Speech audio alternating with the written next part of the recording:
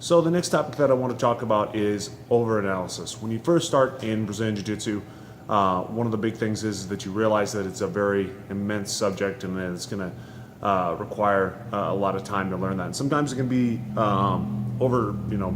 super daunting, if you will. But for the most part, what I see happen is that people just try to research a ton about Brazilian Jiu-Jitsu. And so when you first start, that's going to be your inclination.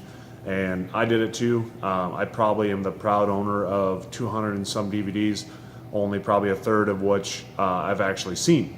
The other ones have just, I bought them and then I never actually used them. So the thing that happens a lot of times is people will buy, a ton of books, a ton of DVDs and things like that, and just do a ton of research.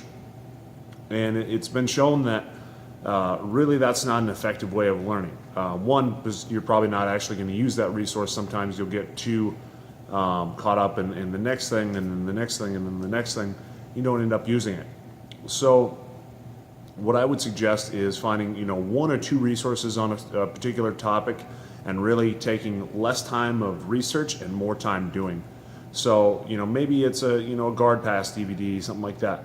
You're going to take that, chop it into a couple sections, and really hammer through that entire thing. And that's going to have, so you'll watch it once or twice, but then spend most of your time actually trying the techniques and doing the techniques and using that, going back to it as a reference. Don't, sit there and watch it, 4 or 5 times trying to get it perfect before you actually go out there and try it.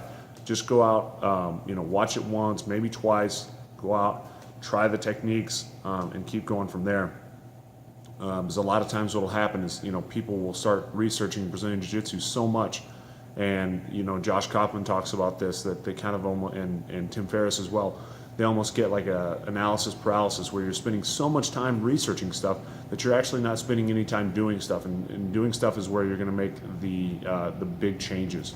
Actually getting in there and kind of tinkering around, if you will, having that engineer's kind of mindset almost, if you will. So that would be another big thing is when you go out there, try not to research Brazilian Jiu-Jitsu too much. Obviously take in what your instructor's giving you. With some of these videos too, you're almost done with the course at this point.